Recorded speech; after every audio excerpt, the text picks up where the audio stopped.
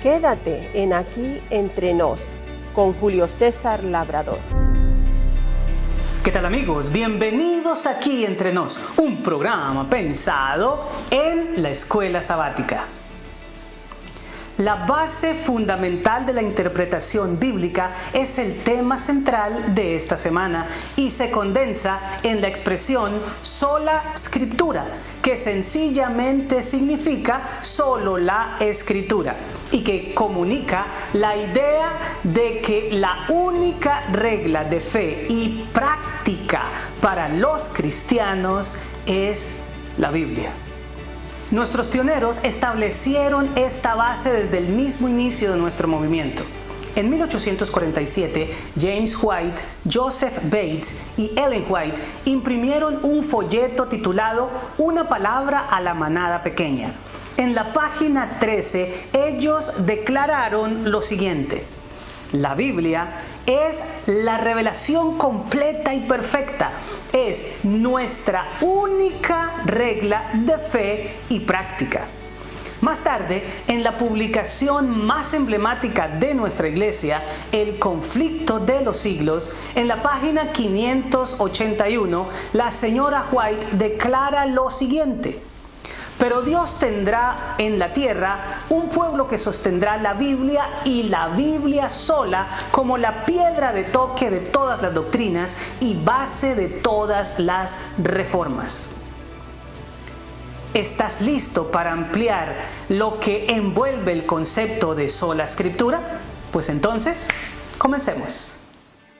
Las herramientas básicas para cada segmento de tu repaso están en El sábado enseñaré, el título que identifica el material auxiliar para el maestro. Es muy importante que en el repaso general de la lección que todavía tenemos todos los sábados, hagamos énfasis en el hecho de que como cristianos protestantes creemos que tanto nuestras creencias como las normas cristianas que nos rigen solamente están basadas en la Biblia. Primer segmento, motiva, 1 minuto. Acelera el corazón de tus alumnos motivándolos con una razón válida de por qué esta lección es importante para sus vidas. Para algunos es posible que la lección de esta semana sea una más en todo el tiempo que llevamos como estudiantes de la escuela sabática.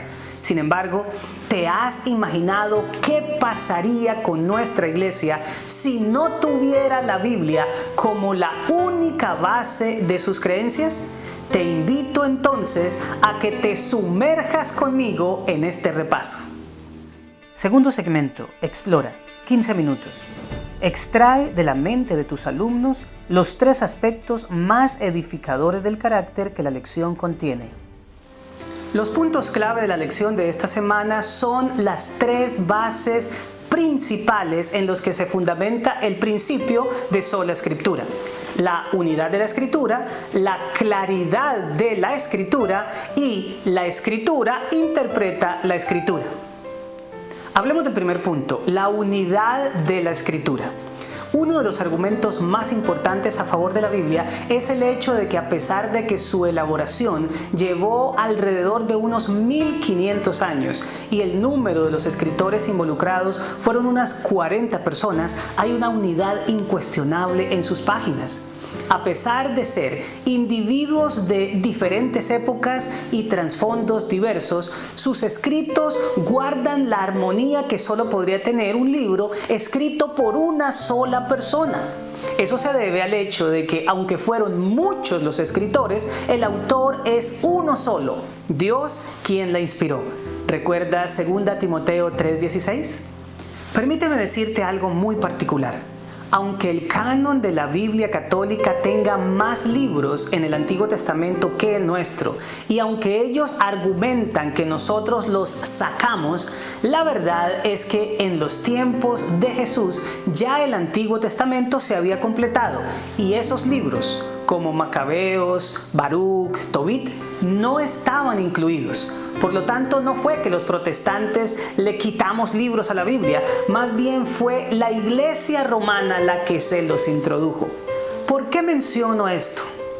porque esos libros son precisamente los que desajustan la unidad del resto de los escritos sagrados. Por otro lado, es necesario enfatizar que para Jesús y los apóstoles, los libros del Antiguo Testamento eran considerados la palabra de Dios. Te invito a que hagamos un ejercicio de lectura de la Biblia bastante singular, en donde vamos a encontrar datos maravillosos. Comencemos con Marcos capítulo 7, versículos del 10 al 13. Porque Moisés dijo: honra a tu padre y a tu madre, y el que maldiga al padre o a la madre muera irremisiblemente. Pero vosotros decís: basta que diga un hombre al padre o a la madre, es corbán, que quiere decir mi ofrenda a Dios, todo aquello con que pudiera ayudarte, y no le dejáis hacer más por su padre o por su madre. Atención lo que dice el versículo 13. Invalidando la palabra de Dios con vuestra tradición que habéis transmitido. Aquí el Señor está diciendo que lo que estaba escrito en el libro de la ley de Moisés era la palabra de Dios. Y unos cuantos capítulos más adelante, en Marcos 12, 35 y 36, el Señor dice lo siguiente: enseñando Jesús en el templo decía: ¿cómo dicen los escribas que el Cristo es hijo de David? Porque el mismo David dijo por el Espíritu Santo: dijo el Señor a mi Señor, siéntate a mi diestra hasta que ponga tus enemigos por estrado de tus pies. Aquí notamos cómo el Señor Jesús dice que David fue inspirado por el Espíritu Santo. Pero miremos otro texto. Busquemos Hechos capítulo 3, versículo 21 y notemos algo que dice Pedro.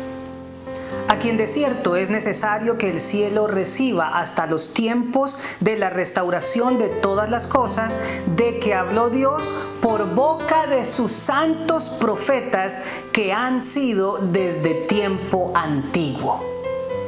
Como puedes ver, el apóstol Pedro indica que Dios habló por boca de los profetas. Y Pablo ante Félix confiesa lo siguiente en Hechos capítulo 24, versículo 14. Pero esto te confieso, que según el camino que ellos llaman herejía, así sirvo al Dios de mis padres, creyendo todas las cosas que en la ley y en los profetas están escritas. El apóstol consideraba que al creer lo que estaba escrito en la ley y en los profetas, él estaba sirviendo a Dios. Por otro lado, los escritos del Nuevo Testamento también fueron considerados tan inspirados como los del Antiguo. Revisemos, por ejemplo, 1 Tesalonicenses capítulo 2, versículo 13. Por lo cual también nosotros, sin cesar, damos gracias a Dios, de que cuando recibisteis la palabra de Dios que oísteis de nosotros, no la recibisteis como palabra de hombres, sino según es en verdad palabra de Dios, la cual actúa en vosotros los creyentes. ¿Notan ustedes cómo Pablo afirma que la iglesia de Tesalónica recibió sus enseñanzas como lo que eran, palabra de Dios? O mira un ejemplo increíble de cómo Pablo cita a Lucas en el mismo nivel que lo hace con el Antiguo Testamento. Lee conmigo, por favor, 1 Timoteo capítulo 5, versículo 18. Pues la Escritura dice: no pondrás bozal al buey que trilla, y digno es el obrero de su salario. Esto tiene un asunto muy particular. Verás. Cuando Pablo dice, no pondrás bozal al buey que trilla, está citando Deuteronomio capítulo 25, versículo 4. Pero cuando él dice, el obrero es digno de su salario, está tomando una cita que se encuentra en Lucas capítulo 10, versículo 7. ¿Notas tú cómo para el apóstol Pablo los escritos de Moisés y los de Lucas se encuentran en el mismo nivel? Pero ahora déjame compartir contigo un texto clásico. Se encuentra en 2 de Pedro, capítulo capítulo 3, versículos 15 y 16.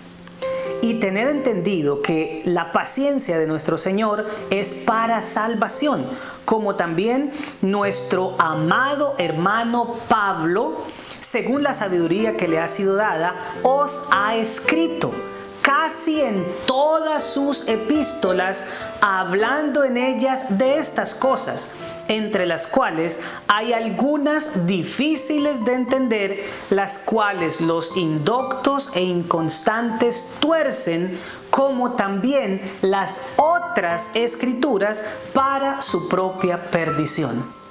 ¿Notas tú el juego de palabras que Pedro hace? Él está diciendo que los escritos de Pablo son difíciles de entender y algunos tuercen, como también tuercen las otras escrituras. Es decir, los escritos de Pablo y los del Antiguo Testamento están catalogados bajo la misma sombrilla, las escrituras. Pues bien, si tanto los escritos del Antiguo Testamento como los del Nuevo son igualmente inspirados, entonces no debe sorprendernos la perfecta unidad que hay entre ellos, pues esa unidad es la que nos permite hacer teología y establecer doctrinas sólidas que no se contradicen.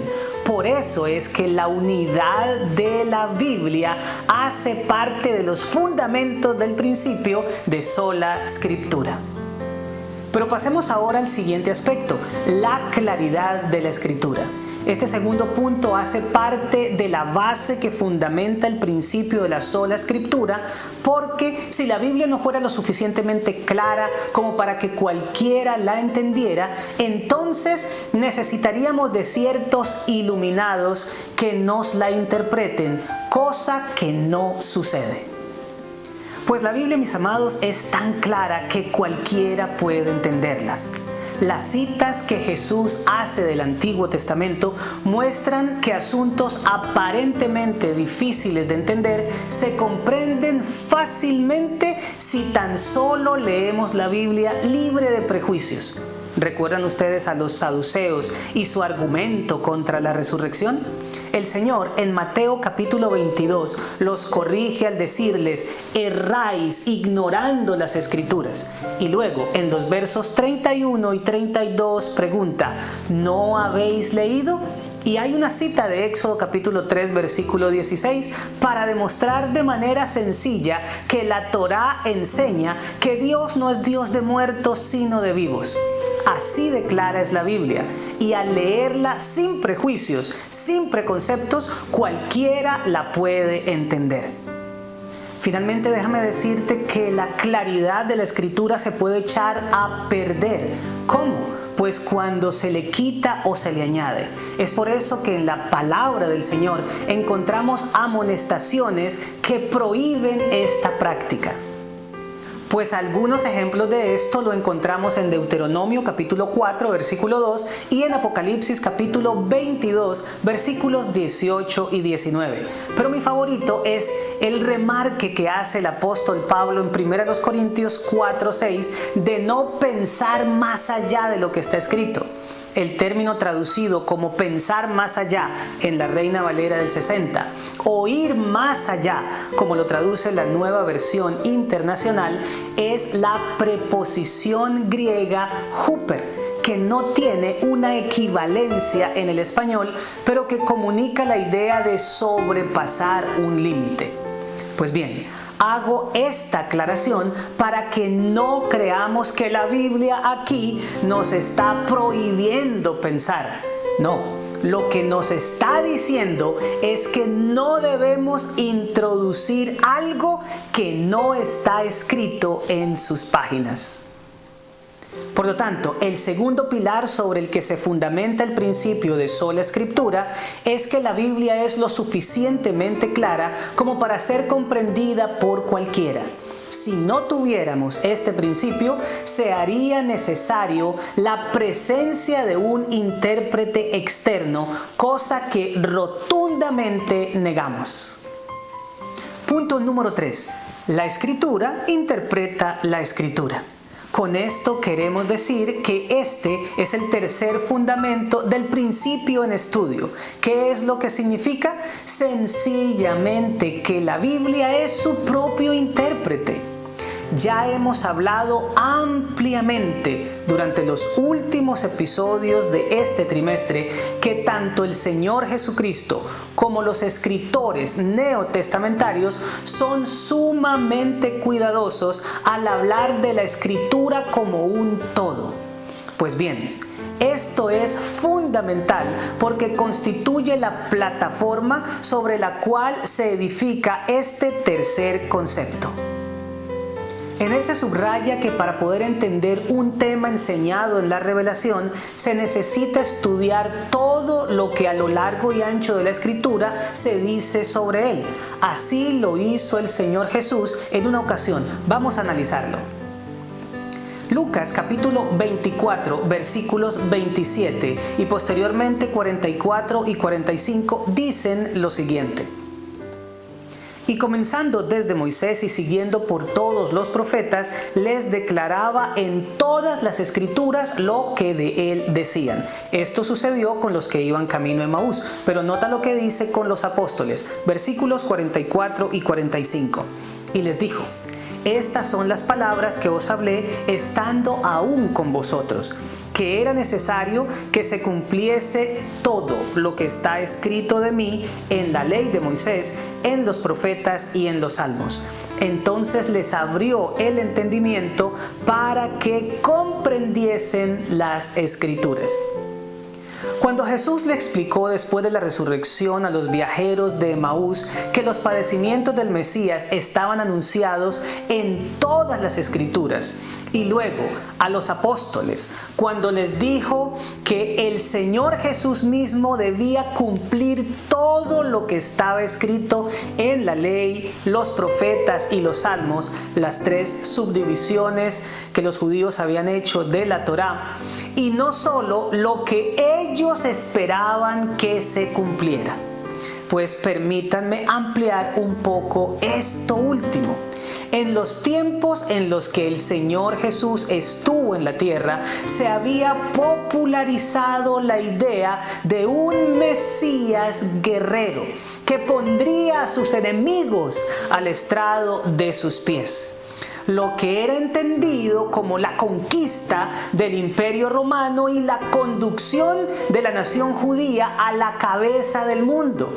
Pero se habían dejado de lado textos como Isaías 53, en el que claramente se dice que el Mesías cumpliría también la figura de ser llevado al matadero como el cordero del sacrificio diario en el santuario. Pues esta omisión desilusionó a los seguidores de Cristo por completo al contemplarlo morir. Sin embargo, cuando se pusieron todos los textos en su lugar, el panorama completo se pudo ver con claridad, notándose entonces que unos textos iluminaban los otros. Pues lo mismo sucede con cualquier tema de la Biblia, como por ejemplo el estado de los muertos, la segunda venida, el día de reposo, etc. La única manera de entender plenamente un texto bíblico es dejando que otros textos lo iluminen e interpreten, poniéndole un marco general. En este respecto, la traducción del Salmo 119-160 es muy apropiada.